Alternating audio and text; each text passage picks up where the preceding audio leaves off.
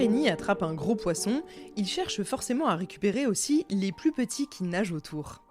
Quand il arrête la voisin, cette sorcière reine au royaume du poison, en mars 1679, il décide de se pencher non seulement sur ses clients, très nombreux, mais aussi sur ses proches, parce qu'elle a sacrément du monde qui gravite autour d'elle.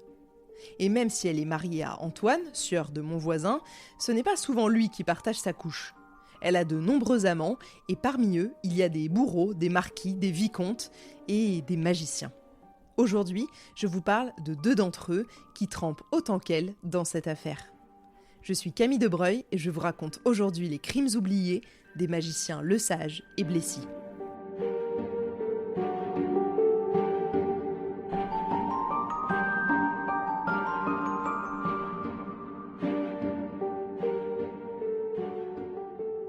Lesage est peut-être l'amant le plus connu de la voisin. C'est un aventurier des bas-fonds. Il s'appelle en réalité Adam Queuret, mais se fait aussi parfois appeler Dubuisson. Il est arrêté peu de temps après la voisin, 10 jours plus tard pour être exact, le 22 mars 1679. C'est un homme originaire de la région de Caen, il a environ 38 ans lorsqu'il arrive à Paris en 1667. On dit de lui qu'il a le visage sournois et qu'il est toujours habillé pareil d'un grand manteau gris et coiffé d'une perruque rousse un peu passée. À la base, il se dit marchand de laine et il débarque à Paris pour monter sa propre manufacture. En vérité, grâce à son charisme, c'est un escroc hors pair. Laissez-moi d'ailleurs vous raconter un de ses tours favoris.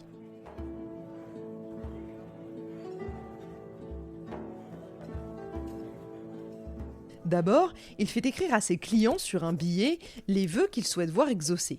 Jusque-là, ça va. Ensuite, il plie le papier sans lire, l'insère dans une boulette de cire contenant de la poudre noire. Enfin, il jette le tout au feu. Et là, le tout explose, tandis qu'il récite une formule magique d'un vieux manuel. Il somme ses clients de revenir quelques jours plus tard pour que Satan leur donne une réponse. Évidemment, ils reviennent. Et ils ont la bonne surprise d'avoir une réponse du prince des ténèbres en personne, inscrite sur leur propre billet. Comment est-ce possible, me direz-vous, alors qu'il a jeté le billet au feu ? Eh bien, les clients naïfs croient dur comme fer que Satan leur a vraiment répondu. En réalité, il a quelques jours auparavant devant eux jeté aux flammes une boule de cire identique mais sans le billet dedans. C'est un habile tour de passe-passe qui lui fait gagner sa croûte. Je vous rappelle ce que je vous ai dit tout au début de cette saga, à l'époque, on n'a aucun souci à faire appel à Satan si on trouve que Dieu ne répond pas à nos prières. Les croyances sont alors comme un couloir avec des portes auxquelles on frappe. Si l'une ne répond pas, on tape à l'autre. Lesage habite quelque temps chez la voisin. Mais après la dispute de trop, il n'a aucun mal à aller loger chez une de ses rivales directes, la Duverger. Et il en fait aussi sa maîtresse par la même occasion. Quand il y a de la gêne, il n'y a pas de plaisir.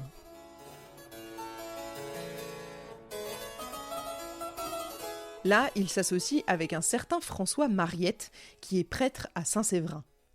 Lui vit avec 2 prostituées, alors je vous raconte pas la réputation qu'il a, surtout auprès des ecclésiastiques. Les 2 hommes, une fois associés, cherchent à voler la clientèle de la voisin. Dans une petite maison de la rue de la Tannerie, Mariette lit l'évangile et dit des messes sacrilèges, tout en récitant quelques conjurations.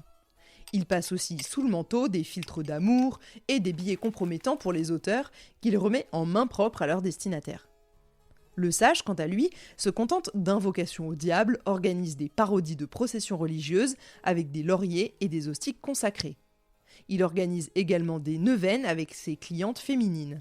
On a retrouvé un écrit de Primi Visconti à ce sujet qui dit « Le premier jour, il leur frotte la tête et les pieds, le second les épaules et les genoux, et ainsi peu à peu il les accoutume à se laisser tout faire. » Ça vous donne une idée de ce qu'il faisait par la suite avec les clientes au bout de 9 jours. Mais ces cérémonies attirent beaucoup de monde. La voisin en a assez rapidement connaissance et juge cette concurrence extrêmement déloyale. Elle fait un jour irruption chez la Duverger et menace de tuer son ancien amant Lesage et tous ses acolytes. Bien sûr, lui pense que ce ne sont que des mots et ne tient pas du tout compte de l'avertissement. Sauf que la querelle a fait grand bruit et comme par magie, le 29 juin 1668, l'araignée vient cueillir Lesage et le père Mariette et les conduit à la Bastille. Plus tard, la voisine révèle à une de ses amies que c'est elle qui les a livrés, et elle ne sera arrêtée que 11 ans plus tard.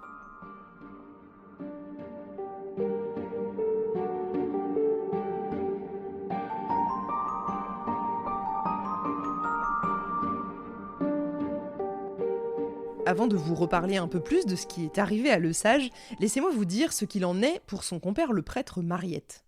On se rend compte pendant l'instruction du dossier qu'il est le cousin germain de la femme d'un magistrat. Il est donc membre de la famille d'un magistrat, et l'honneur de la magistrature interdit à l'époque de statuer sur son cas. Il est donc relâché et simplement banni de Paris.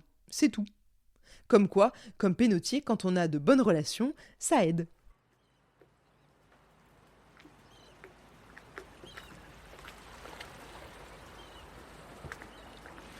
Lesage est donc le seul condamné, et il est envoyé aux galères. La condamnation aux galères, pour un temps de 3, 5, 6 ou 9 ans, voire à perpétuité pour certains, consiste en travaux forcés qui s'effectuent en principe sur les galères du roi, donc en mer. Aux galères, Lesage retrouve tout plein de ses copains charlatans, dont certains qu'il a connus grâce à la voisine. Mais si eux sont enchaînés à leur banc, vêtus de misérables haillons, et parfois fouettés jusqu'au sang par les gardiens, Lesage ne partage pas leur sort. Il se fait complice très rapidement du capitaine et se met alors à bord du bateau à chercher la fixation du mercure et à fabriquer de la fausse monnaie. Le gars est irrécupérable. Le 22 juin 1673, soit à peine 5 ans plus tard, non seulement Lesage n'a pas vraiment payé pour ses actes, mais en plus il est gracié. On peut se dire que c'est grâce aux relations de la voisine, mais ce serait oublier que c'est elle qui l'a mise là en première instance.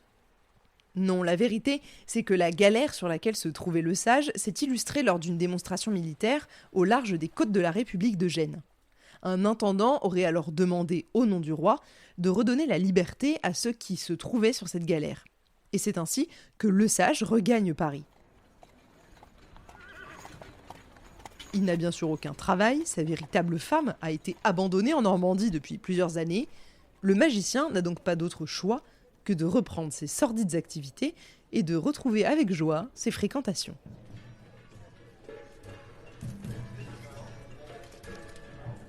Et comme il ne sait pas où aller, qui sait qu'il va retrouver à Paris? Bingo, c'est son ancienne maîtresse, la voisine. Et pour se réconcilier avec la petite dame, quoi de mieux que de lui montrer un lingot d'argent, soi-disant fabriqué en mer. Elle a beau embobiner tout le monde aussi, elle est quand même assez naïve pour le croire. D'ailleurs, dans sa carrière de sorcière et de devineresse, elle a mis beaucoup d'argent pour entretenir des dizaines d'alchimistes. La voisine croyait-elle aussi fort que les autres à l'existence de la pierre philosophale? Certainement.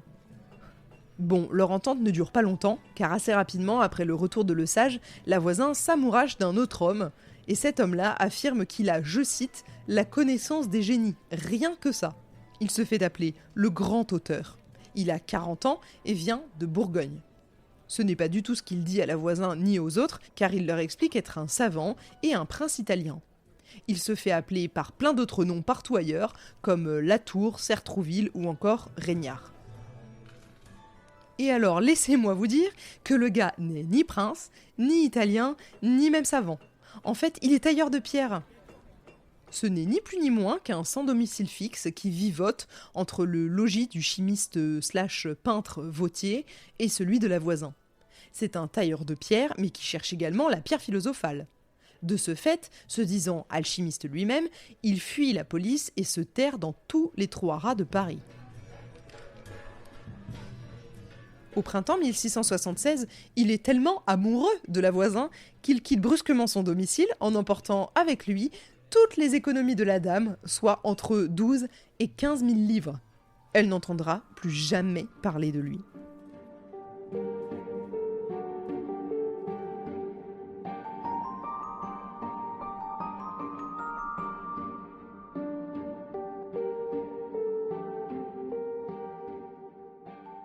En ce qui concerne l'autre amant significatif de la voisine, Blessy, c'est une toute autre histoire.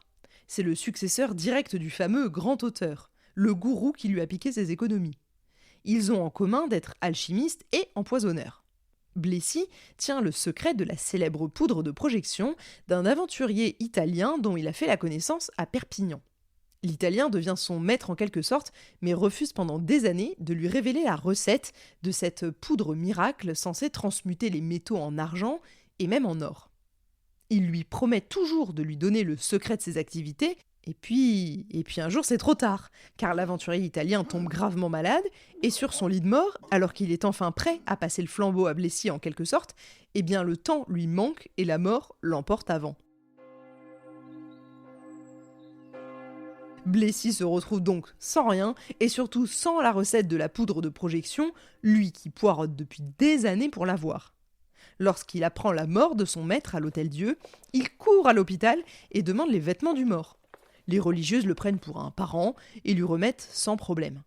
Dans une des poches, il trouve un flacon de poudre rougeâtre et une formule en grec ou en hébreu.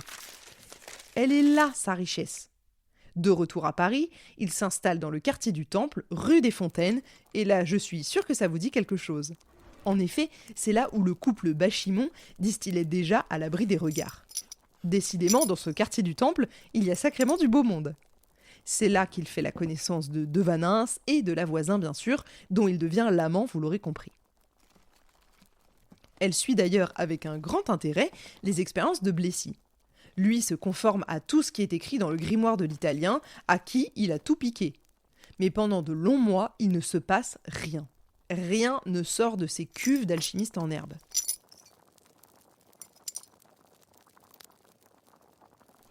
Et puis, un soir, fatigué et démoralisé de ne rien parvenir à sortir, il ramène à la voisine une masse un peu noirâtre dont il ne sait pas quoi faire, résultat de son travail du jour. Elle prend le lingot et a alors l'idée un peu étrange et un poil dégueulasse d'aller nettoyer cette masse informe avec un chiffon imbibé d'urine. Plus elle frotte, et plus le métal devient éclatant. Alors, ils courent tous les deux chez un orfèvre du quartier qui leur confirme qu'il s'agit bien d'un lingot d'argent. Blessy a réussi. Mais comme il n'a que 2 moules à sa disposition, la fausse monnaie qu'il crée reste très artisanale.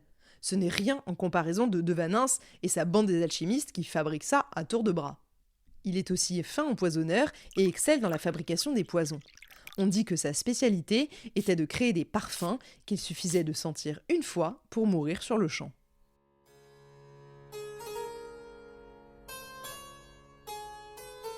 Sa réputation dépasse bientôt les frontières du temple. Et une certaine Madame de Béthune, une femme de la haute, le présente même à la cour, au roi et à la reine eux-mêmes. Ses recherches intéressent particulièrement un certain marquis, le marquis de Termes, le neveu de Monsieur de Montespan. C'est un homme aigri, ruiné à cause du procès Fouquet et qui s'est retiré de la vie mondaine pour vivre une vie beaucoup plus discrète dans son château de Fontenay-en-Brie. On disait de lui qu'il avait trouvé un moyen extrêmement efficace pour ne pas régler ses dettes. Il invitait ses créanciers dans son château et alors qu'on les voyait entrer, ils ne ressortaient jamais. Si vous vous demandez quel est le rapport avec Blessy, je vais vous le dire. Le marquis de Termes enlève l'alchimiste fin 1678 et le séquestre dans son château afin que ce dernier transmute du plomb en or. En février 1679, un agent de Colbert avertit son chef qu'il a l'air de se passer justement des choses bien étranges dans ce château. Qu'il y a régulièrement des livraisons de fourneaux, de feux ouverts, de creusets, de barils, de pierres blanches, de tamis et plein d'autres choses enfermées dans des coffres. Et l'agent balance aussi qu'il y a là-bas un certain Blessy qui sait transmuter les métaux et un autre homme, un peintre et alchimiste qui s'appelle Vautier, qui travaille lui aussi à créer des huiles et des poudres utiles à l'alchimie. La voisine tente de faire évader son amant de ce château maudit et va même jusqu'à tenter de rentrer en communication à l'aide de plusieurs billets avec le roi pour obtenir sa libération. Elle essaye jusqu'au 10 mars. Et le 12 mars, elle est arrêtée par l'Araignée sans avoir revu Blessy.